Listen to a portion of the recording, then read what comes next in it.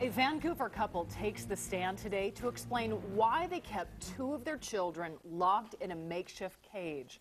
Welcome to KOIN Local 6 at 5:30. I'm Amy Troy. And I'm Kelly Day in for Jenny Hansen tonight. KOIN Local 6 reporter Lisa Balick was inside the courtroom for the key testimony, and there was a lot of it today, right, Lisa? Yes, it's surprisingly not very emotional. Now, we did actually see the real gate that was used in the apartment, but much of the defense testimony today focused on photos and stories of how the boys were not confined to that room all the time, that they were often allowed out in the apartment and in the world. This is the homemade gate shown to jurors that was used to isolate the two autistic 5- and 7-year-old boys in an apartment bedroom. A big question is how much time the kids spent in that cage-like barren room by themselves, clothed only in diapers. The boys' dad, John Eckhart, took the stand today in his own defense. Eckhart, who says he has an 8th grade education, told jurors he was in the kids' lives since they were born, that he gave them daily care, including baths, playtime, and meals outside the room. Every so often, you cannot keep a hand on each child at the same time.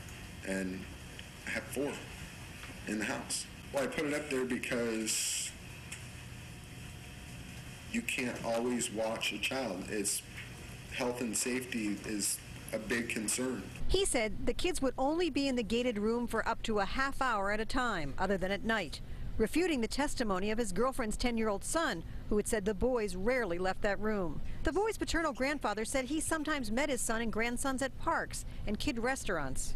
We were at a tire store over by Chuck E. Cheese here in Vancouver, and was strapping into the car seat, and immediately started bolting towards the street, and I had to chase after him there.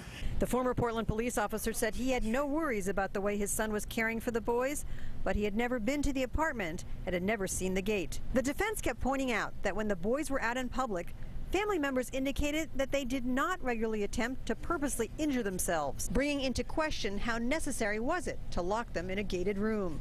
Elena Higdon, Eckhart's living girlfriend, said she treated the boys as if they were her own. I love them.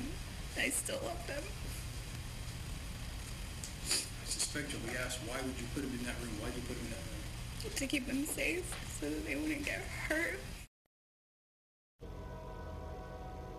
Now, John Eckhart said today in court, quote, "I did everything to keep them safe, happy, and alive." The question for the jurors will be, was it unlawful imprisonment? They will decide that coming up probably on Tuesday. Closing arguments will begin on Tuesday morning, then the case will go to the jury. Reporting for you live in Vancouver, Lisa Balick, KOIN Local 6.